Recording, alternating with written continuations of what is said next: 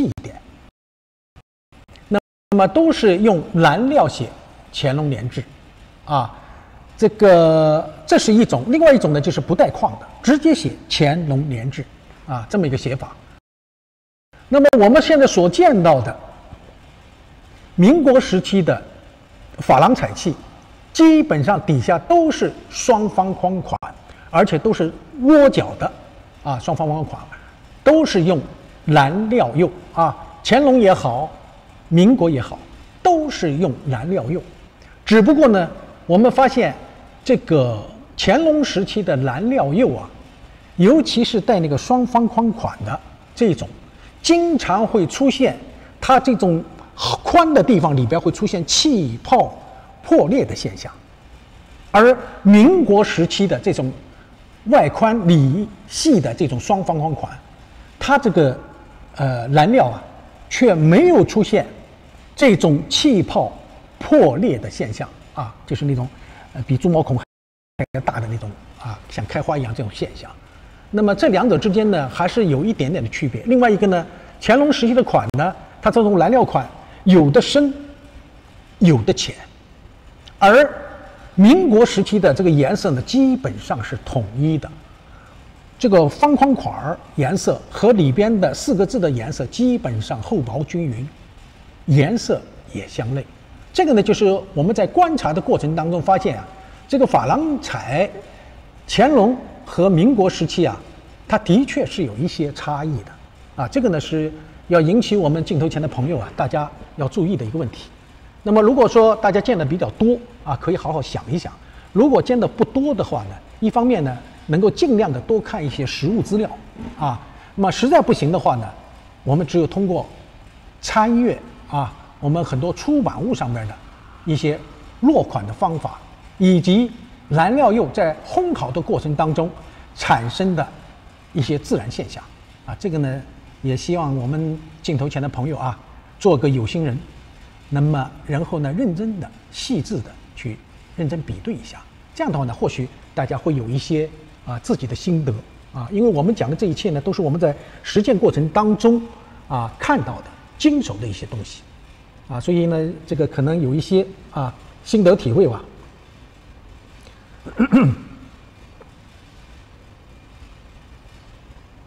那么有的朋友问，这个民国珐琅彩是只落乾隆款吗？有落雍正款的吗？那么这种情况呢，在目前我们见到的这个民国仿乾隆时期的珐琅彩当中，或者雍正的，很少见到落雍正款的，几乎都是乾隆款。那么这个里边呢，可能多少受一些红显的影响，因为红显呢，他当初最早构思啊，就是这个独陶官这个提出来，最早是仿宋宋鲁尧这些，但是认为那个宋鲁因为时间太短，属于短命的，这对于一个初上台的帝王来讲，这是不吉利的。那么包括雍正也是，因为他在位时间也比较短，所以最后还是选择寿比较长的这个乾隆是不是有这么一个说法我们也是把它提出来。所以我们看到更多的呢，还是乾隆款比较多，而雍正款几乎是很难见到。好，我们现在时间也差不多了我们就按照我们正常的这个时间段，我们来进行我们的工作。镜头前的朋友大家好，这里是易趣说，我是汤伟健。上一次呢，我们和大家这个探讨了紫砂上面加珐琅彩的这么一个技艺。那么这个东西呢，我们上次还没有最后看完，因为时间关系。那么今天呢，我再把还有剩下的一点给大家再看一下主要的目的呢，是尽量的寻找更多的一些素材，能够让这个我们镜头前的朋友呢，能够多了解一些这个历史上的我们珐琅彩的制作和发展的这个历程它有哪些品种发展的结果这个呢，让大家多了解一点。所以呢，我想把底下的还有1、2件吧，再给大家看一下目的呢，就是让大家多加以了解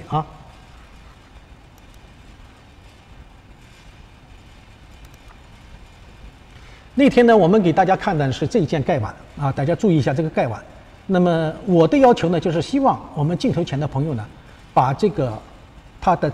绘彩的方法，以及这个器型它的每一个细节的处理，都要认真仔细的看一看啊。那么我在这儿再点拨一下，大家注意，这是一个茶盖碗，大家注意这个盖儿呢，上面有一道旋纹，这个口沿的部分也有一道旋纹。那么除了我们讲彩以外，在上面是四季花卉啊，有这个荷花、梅花啊，这边呢是一个这个牡丹花啊，那边呢是菊花，这个我们已经看得非常完整了啊，这就是这件东西。那么我为什么要强调这个细节的工艺上的一些细微的变化呢？就是告诉大家，直到这个时候为止，我们的这个仿制的工作呢，一直是按照铜胎画珐琅的这种技法来传承的，来仿效的。所以你看到这上面的2道这个地方专门留出来的这道旋痕，实际上就是仿铜胎画珐琅。我们要注意啊，铜胎画珐琅有许多特点。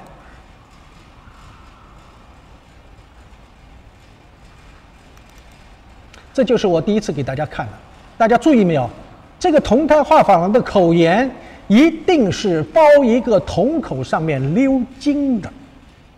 它这个底下呢也有露胎的这个部分。那么我们这一件呢是瓷胎画珐琅，是吧？它口沿上留了一道旋痕，底下也留了一道旋痕。我们举一反三也是一样的意思。刚才那个茶盖碗，它的盖的根部就是盖的上边留一道旋痕，和这个我们底下的碗的这个底下根部是一个意思。它的口沿部分留一道旋痕，和这个瓷胎画珐琅也是一个意思。但是目的就是一条，仿铜胎画珐琅，就像这样，上面一个铜口，底下有一道旋痕，道理完全一致啊！这个我们讲完了以后，大家要明白这个道理。我们再来，这同样是一个茶盖碗，大家要注意，刚才那个茶盖碗是长口的，给人感觉是像什么呢？有点像斗笠碗的那种感觉，因为口比较直，比较斜啊。而这个碗呢，这个口沿看见没有？有点像什么？我们那个棒槌瓶上边的盘口。那么这个造型的设计，实际上当时呢，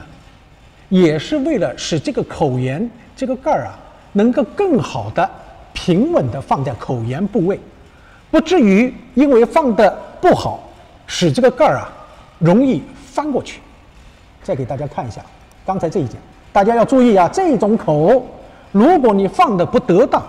不是平的放下去，就会出现什么呢？这个盖儿会整个翻过来。为了防止出现这种尴尬的现象，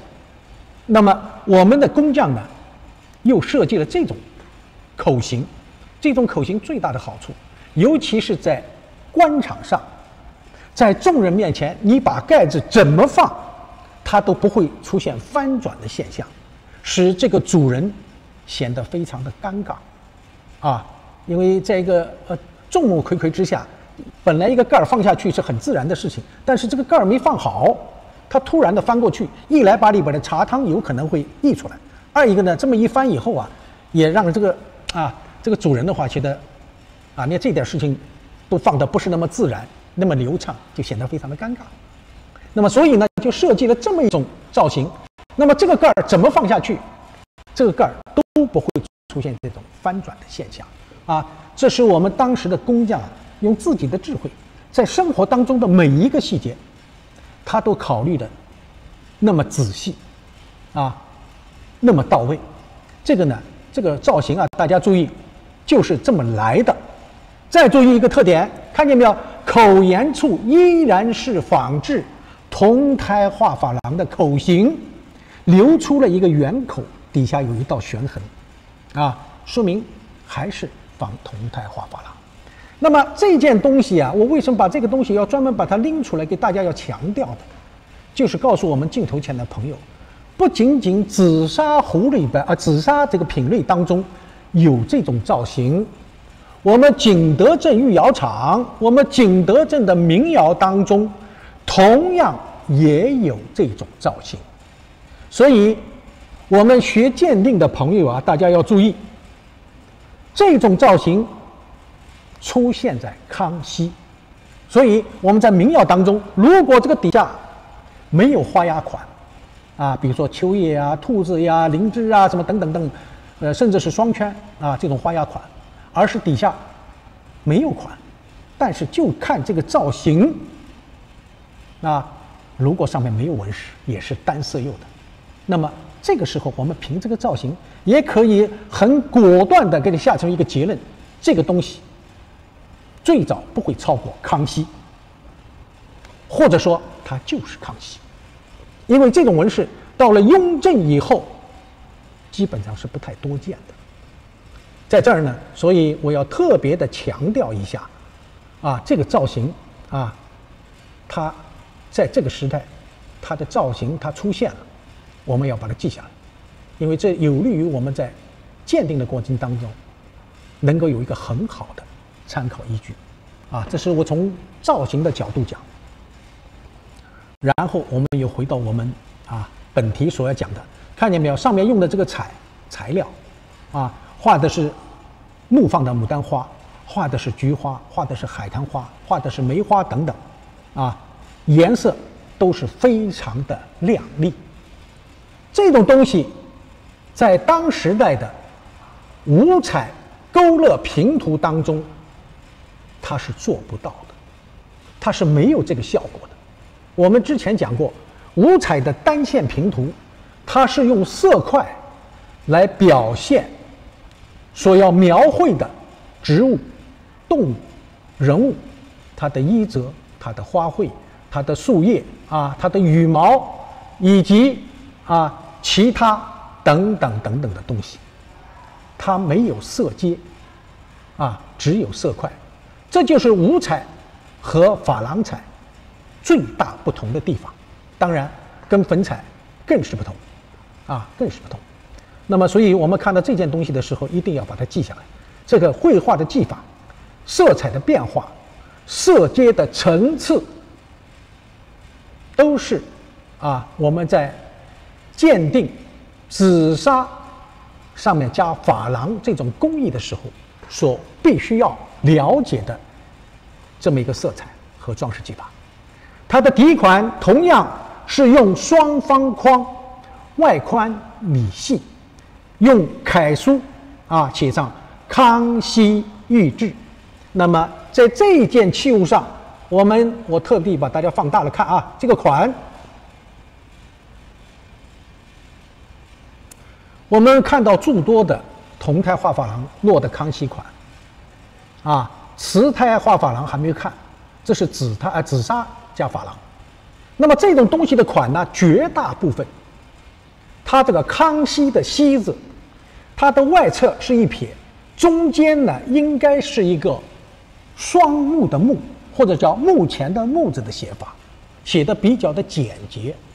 而像这件东西写的就非常的规矩，中间是一个什么呢？大臣的臣，臣服的臣。这种写法呢，在康熙时期当中是不多见的。请大家注意，不能说没有，而是说不多见。我们有些朋友呢，可能看那种木字的看得多了，所以一见到这个臣字的写法，马上就否认掉，这个不对。这个没有这种写法。这个我在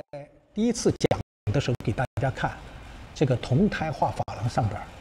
就有这种带臣字款的康熙御制。所以我们讲看东西一定要看全面，不能用这个举一就反三取，这个不对的也不能一叶障目，因为看到了别的，所以就把它全盘否定，这个也是不对的。所以我们要做一个全面的了解，这是必须的那么现在我们看到这个底下呢，同样是在紫砂地上面用金描绘康熙御制这是我们在上一讲当中专门给大家说到了。康熙御制有几种写法，最初的写法呢是用白地、蓝料彩啊，或者说蓝料釉写啊康熙御制加方框。由于这种写法对于当时的工匠可能感觉到它并不是那么雅观或者说亮丽，后来改用描金的写法。这个描金啊，我们讲真是如虎添翼啊！在这种深颜色地上用这种金一写以后啊，就像我们过去讲的叫金镶玉一样那种感觉，就显得特别的富丽堂皇。哎，这个就明显的感觉到啊，我们用手呀摸到了当时我们这些工匠在制作和思考的过程当中，它的一个演变的过程啊，我们来给大家看一下啊。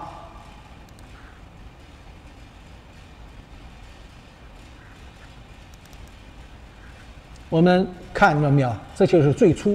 在这个紫砂地上面啊打上白，然后呢在白上面再勾勒成这个双方框，再在上面填写康熙御制。这个很显然，这个款的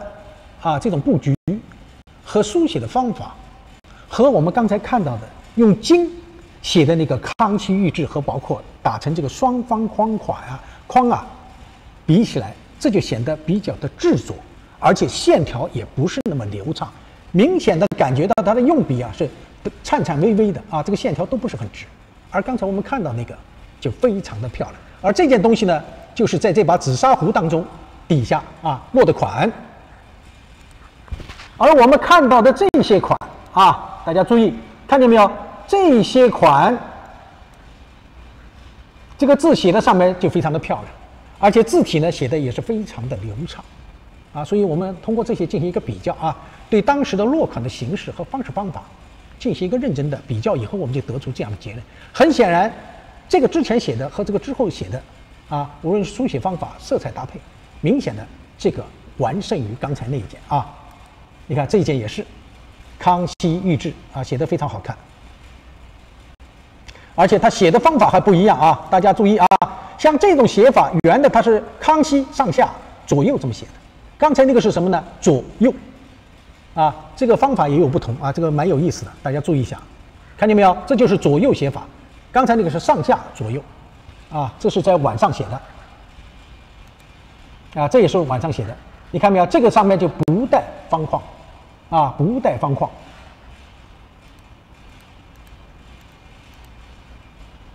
这就是刚才那个碗底下那个款我们再把它放大了给大家看一眼，用金写的那么这一件呢，就是我们给大家看的盖碗，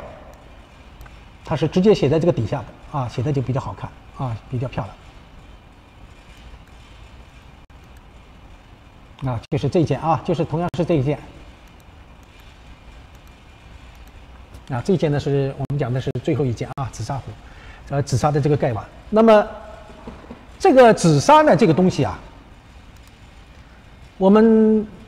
目前现存的从目前掌握的资料来看呢，总共在19件。这19件呢，全部都收藏在台湾故宫博物院所以希望呢，我们镜头前的朋友将来有机会一定要到台湾外双溪这个故宫博物院去看一看，因为它每3个月就要换展一次，所以呢，说不定哪一次碰到机会，我们能看到这些东西这个也是我们学习和增长知识的一个很好的一个机会。那么这些东西呢，我们刚才都看到了，有绘花卉的方壶有这个菊花寿桃纹的瓜论壶，有3季花卉纹茶碗、瑞果纹碗以及4季花卉纹茶盖碗。那么从造型上来看那么都是比较优美的，而且色彩艳丽，用这种珐琅彩用这种珐琅来渲染。那么它的花瓣有浓有淡，明暗立体的效果呢，它就比较的明显这个刚才我们给大家都看了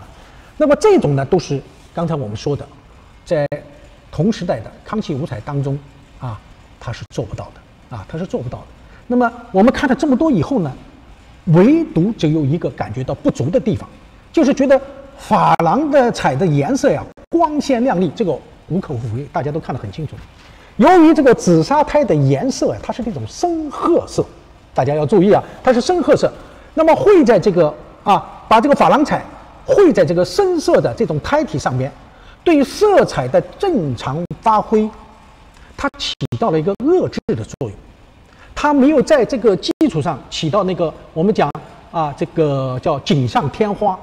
这种感觉，它起到一个遏制的作用，没有让它显得更亮丽，反而呢把这个色彩呢又把它这个亮丽的部分呢又显得暗淡了一些。那么所以呢在观赏上边多少给人有一些这种感觉，就是欠佳，就差那么一口气，就差那么一点点给人多少呢有一些遗憾。所以我们看到了这么多紫砂这个珐琅彩这种生产质量呢应该说还是比较高的，在紫砂上加珐琅彩这是成功的，但是呢由于它的不足之处限制了它的生产，所以我们目前看到这个数量是极其有限的。那么说到这一点的话呢，我们可以明显的看到现存的19件紫砂加珐琅彩的器物，就目前我们看到这么多，这个呢就证明了当时紫砂加珐琅的这个数量是极其有限的。我们从现在的数量得到了很好的印证那么我再给大家看几件东西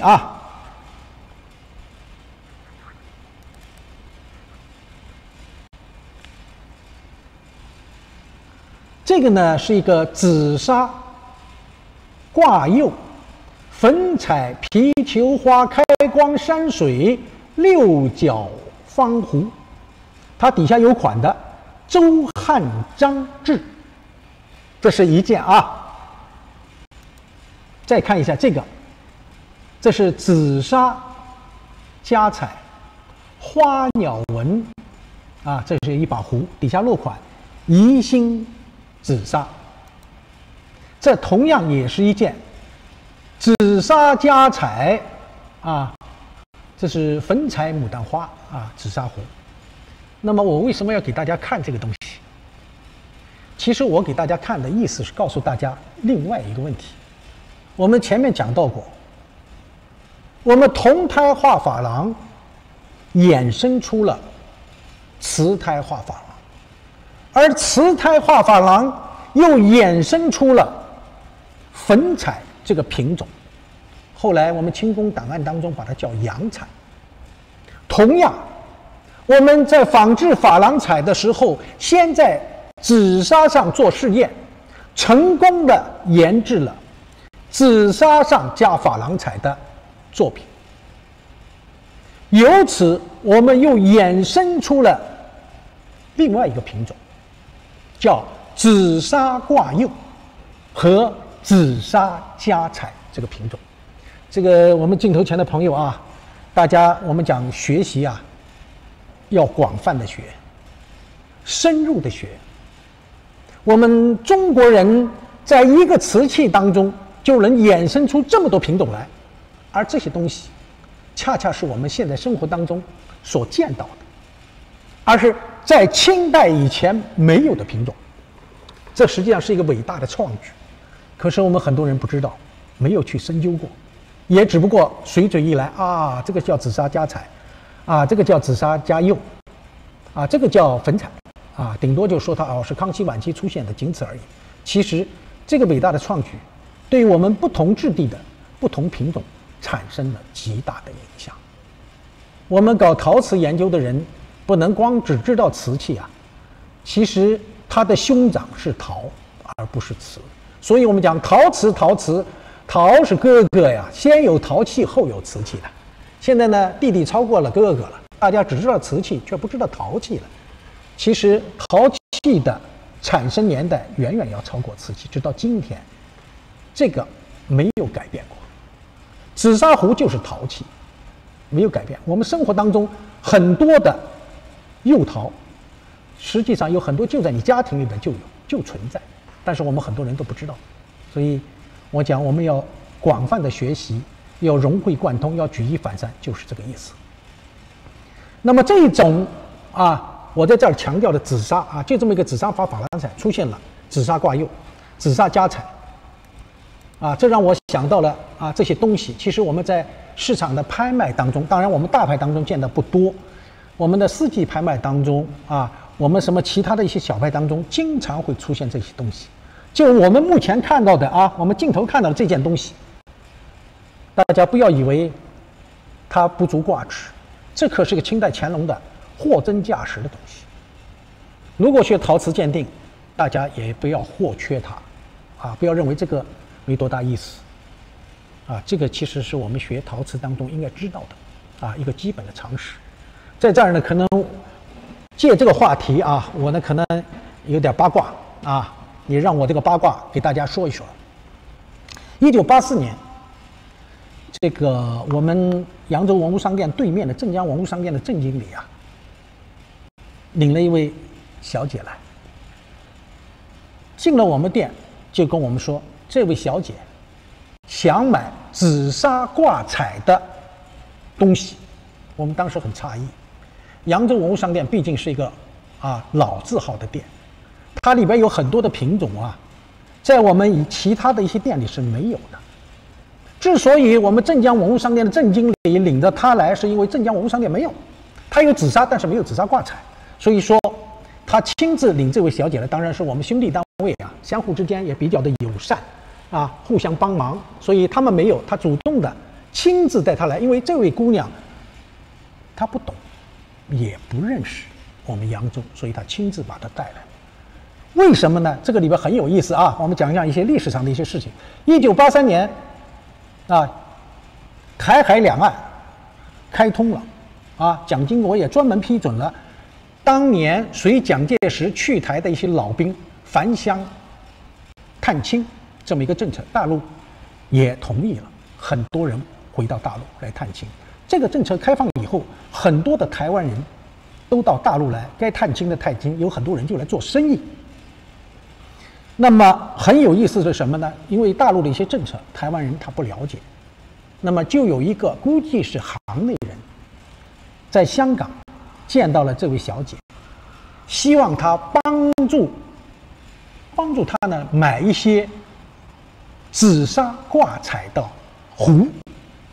那么这位小姐是做化妆品的，对这个东西一概不知，根本就不懂，只知道紫砂壶喝茶用的那个壶，但是新旧一概不知，更不知道什么叫挂彩。所以呢，他说可以我就帮你吧，就到内地来，随便就买了一点给他拿回去。那么这位台湾的客人说不对，这个东西不是这样的，你要到不是在街上随便买的，一定要到文物商店古玩店里去买。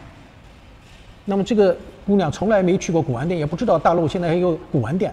是吧？然后又到大陆来，因为她是浙江宁波人，她到宁波文物商店，宁波商店没有，那么她又到我们江苏来，结果江苏一路跑，结果跑到镇江文物商店，结果是主动就介绍到我们这儿来。那么我们很高兴，也很诧异。诧异的是什么呢？这种紫砂挂彩的东西，对于我们这个老字号的店里边，这种东西不足挂齿太多了，一拿就是几十把出来。那么这个小姐很开心这个就叫紫砂挂彩，我就要这个东西，一下子就买了一批几十把，高高兴兴我们把它打包好以后，她带走了，够了半个月又来了。我们当时的一个错愕在什么地方呢？总以为这个紫砂挂彩为什么他买这个东西呢？因为这种东西一般来讲这个档次都不是特别高的，而且呢相对也比较简单粗糙。但是他第二次来了以后，我们反应过来，估计他要买的东西至少就是像刚才我给大家看到的这一类，或者是这个紫砂挂珐琅彩的东西。但是我们没有。这个姑娘呢，她也不懂，反正上次买了，台湾的商人说好的，她还要，她又来了，在半个月又来了，又拿了一批走了那么又过了大概1个月又来了，结果跟我们提出来不买挂彩的了，要买素的紫砂壶。那么实际上呢，这位幕后的这位仁兄啊，后来我们一直没跟他交过手，也不知道他是谁。但是他的本意后来我们就理解了，因为他在他们想来，大陆开放以后呢，肯定民间有一些好的东西，啊，紫砂挂彩里边可能也会有一些不错的经典的东西。那么通过这个小姐呢去买这个东西，从这个里边能挑一些她所希望的东西。可是很遗憾，买了一批又一批都没有她满意的东西，因为什么？她找错了对象。对一个一无所知的人来讲，你叫他去买东西，他怎么可能会达到你的要求呢？是吧？再一个，如果真是紫砂挂珐琅的东西，大陆也不会随便的卖的。而且我们那个时候的文物政策是乾隆60年以前的东西是不允许销售的，这个他们不懂，不知道，所以后来也改成买紫砂。我今天在这儿讲的这个意思是什么呢？就是告诉大家啊，过去这种东西啊是比较多的，只不过我们今天呢看的比较少了。但是我们要知道，它的源头是从康熙仿珐琅开始出现的，一直延续到民国这一段时期。所以作为一个源头一直流传几百年，它是怎么来的？这个我们要清楚啊。那么前面的紫砂挂加珐琅和我们现在看到的紫砂挂釉、紫砂加粉彩这种工艺一直延续到民国啊！我再强调一次，一直延续到民国啊！这个我们呢今天就借这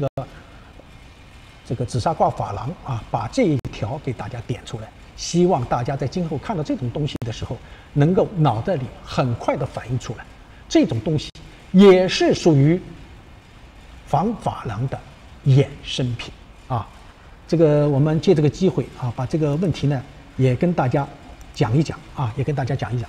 好，这个八卦呢，我也顺便给大家讲过了啊。那这是我们讲的紫砂这一块，这是在清代仿制珐琅彩瓷器的时候，曾经有一段这么一段时期仿过，成功了只不过色彩不佳，而把它主动放弃。那个期间呢，我们相关部门呢也曾经选择了一批同时期的白釉器进行试验这个经历的过程呢，我们很多人是不知道的。那么据台湾故宫博物院的研究员叫于佩锦女士，她在2021年呢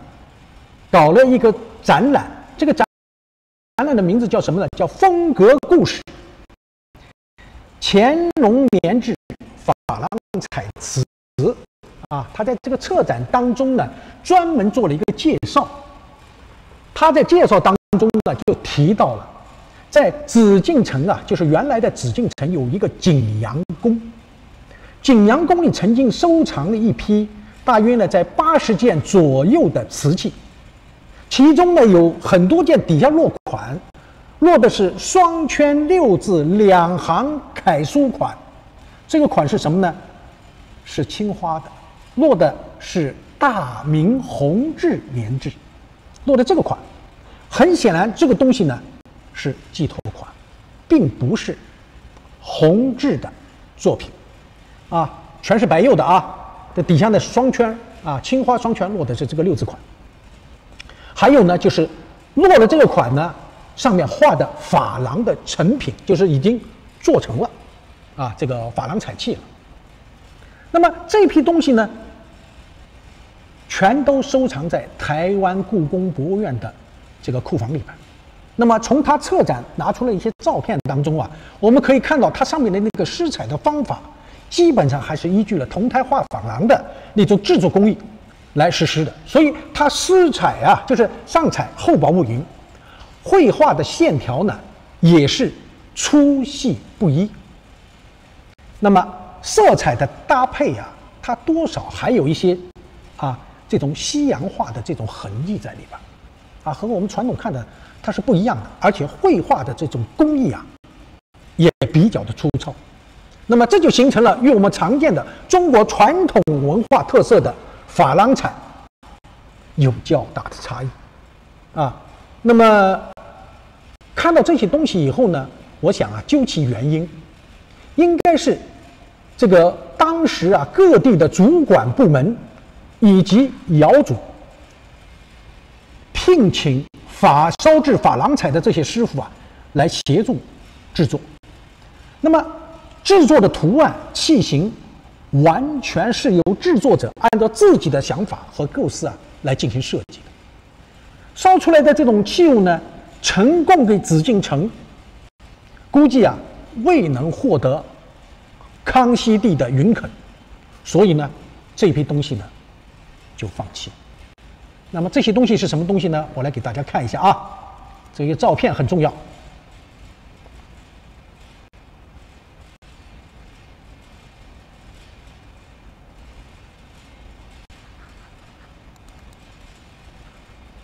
大家看见没有？这就是一个光束的白釉的碗。那么这个碗呢，已经是个成品了啊，这就是白釉碗。底下落的款，大家看见没有？大明弘治年制。一看这个款，我们就知道这个款呀，跟真正的明代弘治时期的款，它是不一样的。尽管看起来有一点明代的遗风，但是这个书写的方法完全不同。啊，这就是紫禁城景阳宫里还收藏了这么一批东西。啊，好，我们看第二件，看见没有？这个底下有这种像三字形的这种 T 字形，也像三字形的这种纹路啊，套在一起的。这个上口沿这个部分的辅助纹饰是折枝花卉，底下是折枝，也同样是折枝花卉啊，菊花还有海棠花之类。这个底下的啊足茎部这一块是仰瓣纹啊，连瓣纹，这种仰式的连瓣纹。那么这个中间开窗的中间画的是一个西洋人，这个西洋人的头上的颜色，中间的颜色是蓝料彩啊，红料彩、蓝料彩，包括这个绿彩啊，中间画的是一个洋人啊。这种纹饰啊，在我们所有的图录资料、档案资料当中都没曾见过，非常的特殊。但是这个必须跟大家讲清楚，这就是康熙珐琅彩啊，但是落的是委托款。再来，这是一个柠檬皇帝，画的是残枝花卉啊，这上面也同样用的是胭脂红、蓝、绿啊。那么这个上面的这个绘画的技法呀，我们大家都注意啊，这个勾勒的方法，这种渲染的方法，完全和我们传统的啊这种方法都是不一样的啊，都是不一样的。这个就是刚才这一件东西底下落的款，大明弘治年制。那么所有的朋友都啊看得懂的，这种款跟弘治官窑器是完全不是那么回事儿。很显然，它是个寄托款或者叫委托款。那么这个我们在平时的这个拍卖啊这个会上，多少也见到过这种落款的。一般我们这个都把它标什么呢？康熙，没错。的确是康熙的作品啊，康熙的作品。这一件和刚才前面那一类非常的相似，都是属于残枝花卉的，但是它这个底用的是什么底？我们老百姓叫血青色啊，按照清宫档案上记载叫藕褐色啊，这种花卉，看它的这种渲染方法。完全是受西洋画的影响啊！我们看到的这几样，都除了刚才那个西洋人还有一点点传统的味道以外，其他的这种花卉的辅助纹饰几乎都是受西洋画的影响。看见没有？这个同样底下落款，大明弘治年制啊，但是给大家讲的就是毫无疑问，这4件东西都是康熙时期的珐琅彩，只不过它是早期的珐琅彩，或者说试验阶段的珐琅彩。这个大家一定要记住啊，这个是我们难得一见的这个品种，因为这个东西基本上都是不拿出来这个展览的，因为它这是个试验品，但是它确确实实是珐琅彩啊，只不过和我们传统的若康熙御制的珐琅彩稍有不同，就跟刚才我们讲的那个紫砂挂珐琅彩啊是同样的道理。当然，那个紫砂挂珐琅彩呢，那落的是康熙御制了，我们就把它归到御窑一类。而这件东西呢，虽然落的是寄托款，但切切实实它是珐琅彩。但是呢，你把它归了御窑，这个呢还是有一定的距离。为什么把它放在景阳宫？这肯定是没有得到康熙帝的允肯，或者说认可的，认为这个东西不行，没有达到我的要求啊，所以这个东西我们现在有一句话叫不入法眼，不喜欢啊，这个东西还是放弃啊，不要把它放到我的这个御窑的这个范畴当中来啊，不是我们皇家喜欢的东西啊，这就是我们讲需要了解的这么一个情况啊，了解的一个情况。那么这个里边呢，我刚才提到了，可能是各地主管部门及窑主聘请烧造珐琅彩的师傅协助制作。大家要注意啊，我这句话，这个相关部门在选择的时候是选择了一些东西做试验，但是它不一定是造办处做的，有可能是很多地方都在做啊，都在做。好，我们现在继续啊，为什么他说他是都在做，而且康熙皇帝不认可？据清宫文献记载，康熙59年，公元1720年2月初2日，康熙给曹府曹寅之子鲍雨水折类朱批玉。注意啊，这是康熙给个人写的啊。这个曹府呢，上书了一个鲍雨水折。鲍雨水折啊，是这个我们这个叫执照局啊，每有事情都要上报到宫廷的一个这个呈供的一个方式，或者是一个交流沟通的一种方式啊，它叫鲍雨水折。这个我们平时不研究的人不太关注这个东西，我们也以前也不懂啊。那么他这个康熙啊，他里边朱批，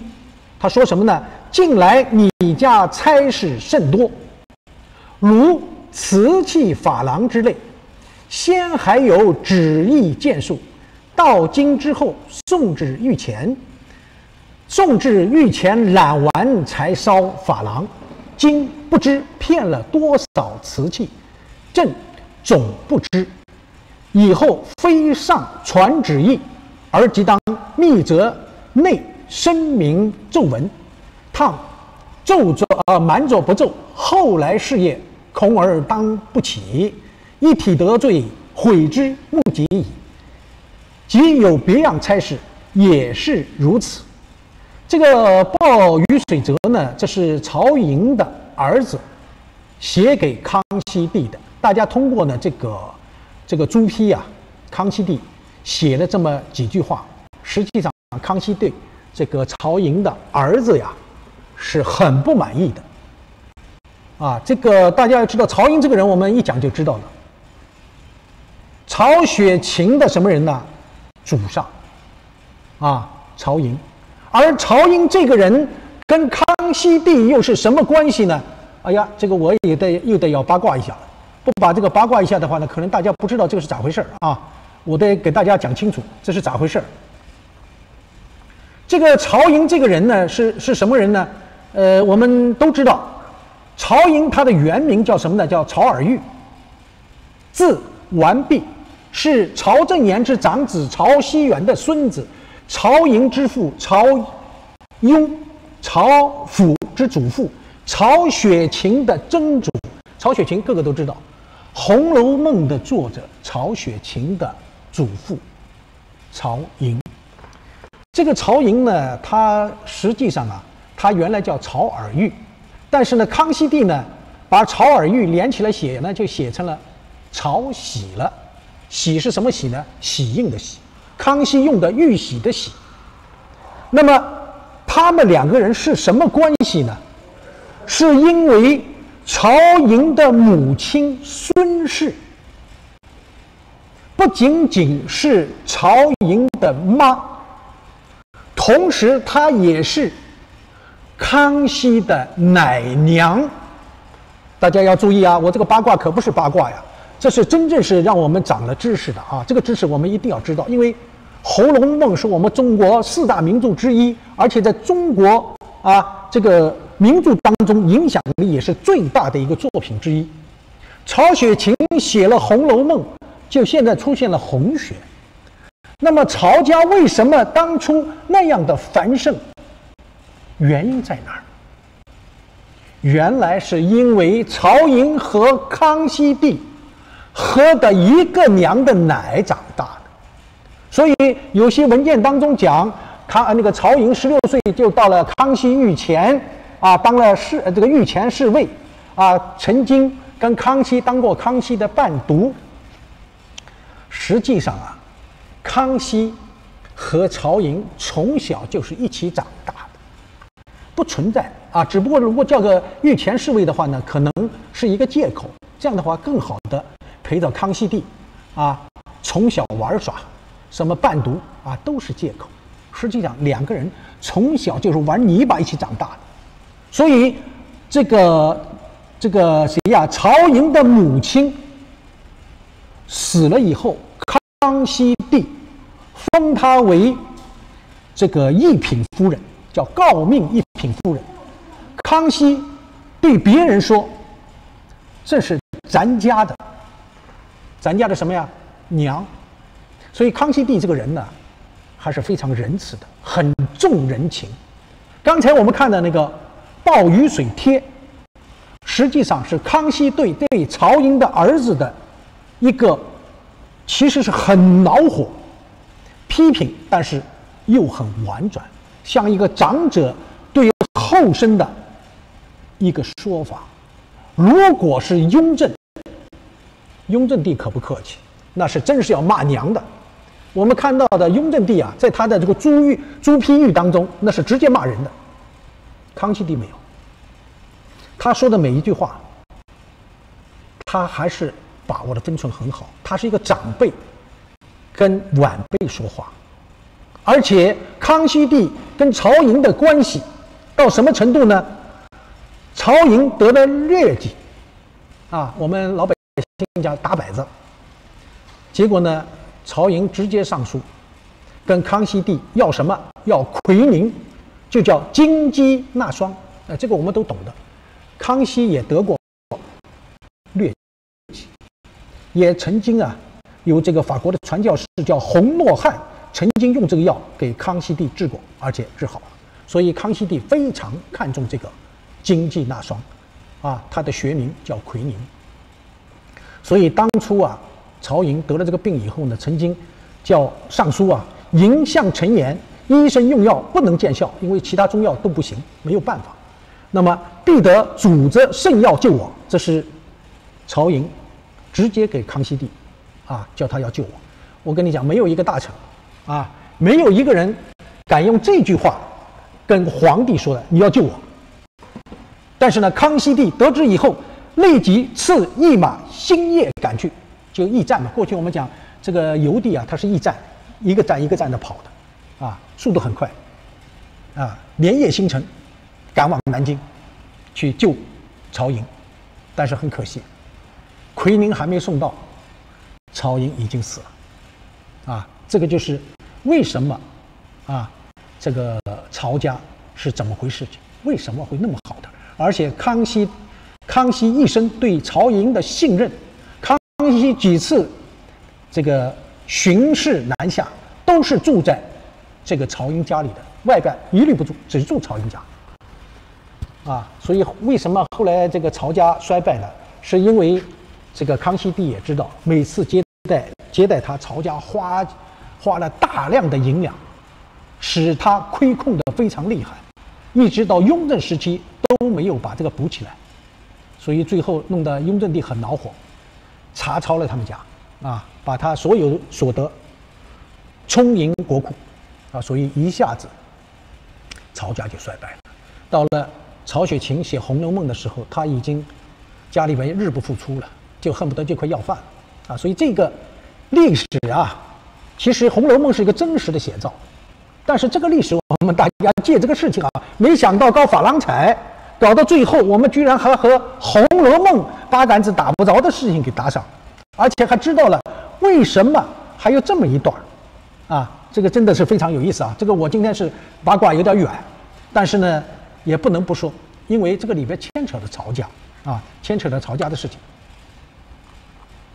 好，我们再往前说啊。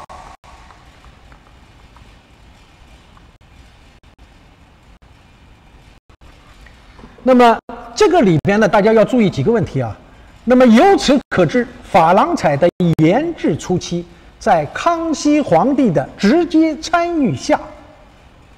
清宫造办处是瓷胎画珐琅的主要研制方，而同时期的景德镇御窑厂、江苏的宜兴窑、广州的粤海关，以及康熙年间的江宁织造局，大家要注意啊。这个清顺治2年呢，就是公元1645年，恢复了江宁织造局。后来呢，又在苏州和杭州设立了专门为宫廷御用和官用各类纺织品的织造局。本来是一个江宁织造局，后来又来了一个苏州织造局，又来了一个杭州织造局。那么这个织造局啊，除了为宫廷御用的东西啊，尤其是纺织品以及其他所需物品的这个征集以外，我们还要知道这个织造局啊，实际上是宫廷的鹰犬。这话怎么讲呢？实际上，你看看，他一个在苏州，一个在南京，一个是在杭州。我们搞过历史的朋友都知道，在隋代的时候就有一句话，叫太湖蜀家家族。什么叫太湖蜀呢？就是太湖流域啊，这个地方今年风